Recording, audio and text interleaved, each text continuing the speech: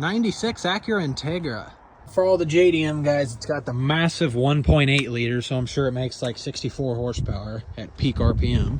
It's got the quality Honda, all door handles are broken off.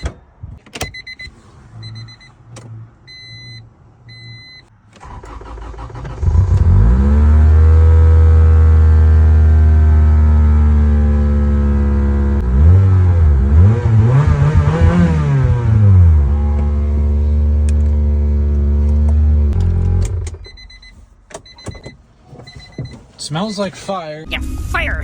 Fire! Fire! Fire! Hello, Beavis. I have been waiting for you. I am fire.